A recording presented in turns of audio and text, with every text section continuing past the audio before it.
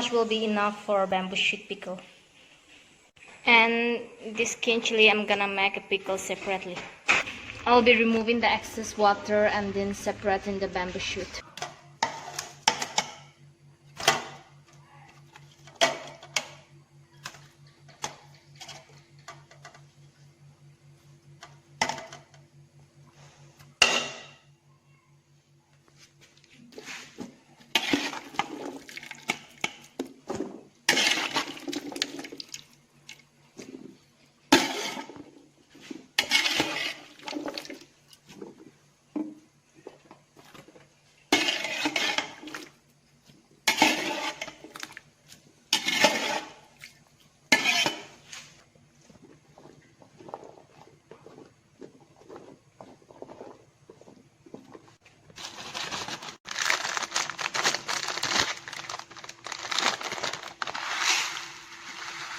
This is a mixture of all the masalas that I need for my achar. I will list the ingredients so you can read it yourself.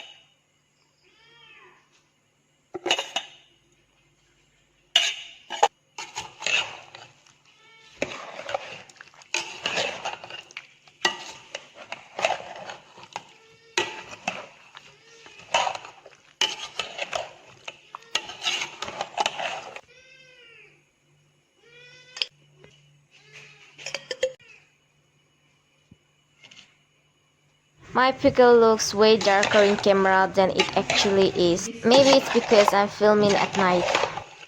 To add some color, I'm using some chili powder.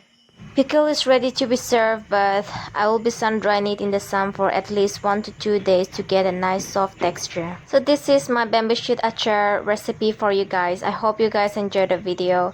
Please don't forget to give a thumbs up and subscribe if you haven't yet. Thank you so much for watching. I'll see you on the next video.